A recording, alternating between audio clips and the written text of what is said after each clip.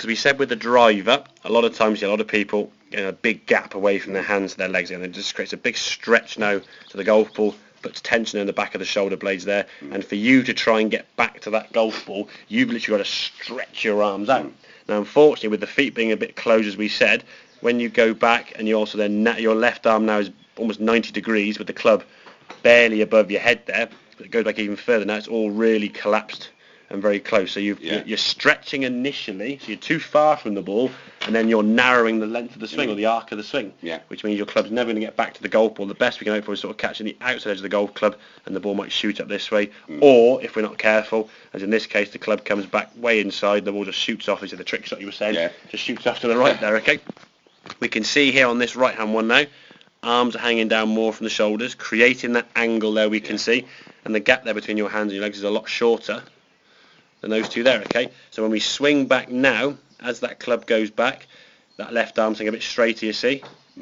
Hands get level with your head, a lot straighter, you see. It's only later on the swing, which is to be expected, it starts collapsing a little bit here, okay? But that there is a better position.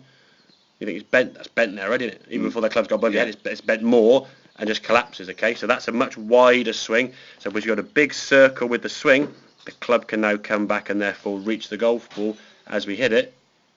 Nice strike as we can see, and the ball then sails down the driving range and we can twist through. I think probably more towards the next lesson and further on, we're going to start working on this lower half movement. I think it's a process one at a time. Get the overall arc of the swing going. Don't overthink things. That's what I've got to learn. Yeah, body's going to be keeping up with that, but if we can just think of a bigger circle, get the arms and the shoulders and those things working effectively, then in time we'll start getting the body working better. The problem is the body's doing what it's doing in a reaction to what the shots are.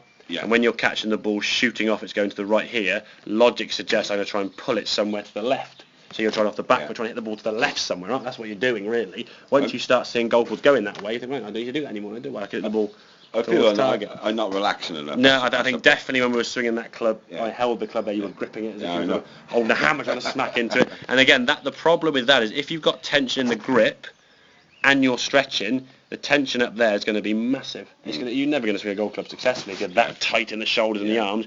We can't create speed. We're trying to muscle the ball forward, and because of the arms trying to do all the work, you just throw your arms out. Your body now is getting thrown all over the place. So if we can let your arms relax down, that'll take a bit of stress and tension out of your arms. Hopefully in time the grip pressure will get a little bit looser, and that'll reduce a lot of pressure there from the back of the shoulder blades, okay? But a better setup, think big circle with the club, and then we can then focus on the body. Don't worry about the finish position. No, not at the moment, no. I think the next lesson we've got there, we'll look at that more in detail, so we're focusing on one thing, not 10 things, otherwise your brain's going to overload there, Steve, what's going on. So have a couple more then, mate, and then we'll finish things off.